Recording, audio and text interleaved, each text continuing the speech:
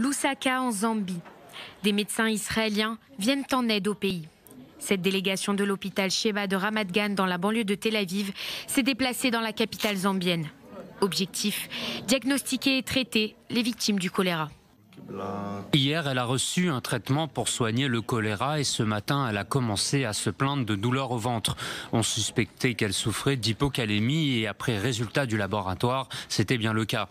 Maintenant, elle reçoit des soins appropriés.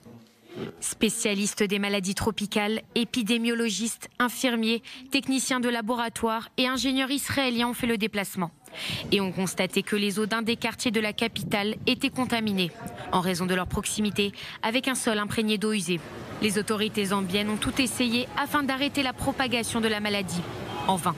Fermeture du marché principal, des écoles et églises de Lusaka ou imposition d'un couvre-feu par le gouvernement. Autant de mesures qui rendent la vie des habitants encore plus difficile, provoquant leur colère.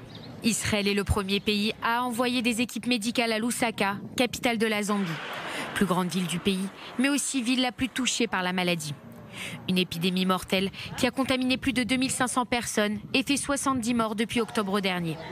S'il n'est pas traité immédiatement, le choléra peut tuer en quelques heures. Le centre médical israélien d'aide humanitaire est un nouvel établissement créé pour le 70e anniversaire de l'hôpital Sheba en 2017. Spécialiste et expert en crise humanitaire et en situation d'urgence, œuvre au sein du centre. Le Jérusalem Post lui a même décerné le prix de la contribution humanitaire.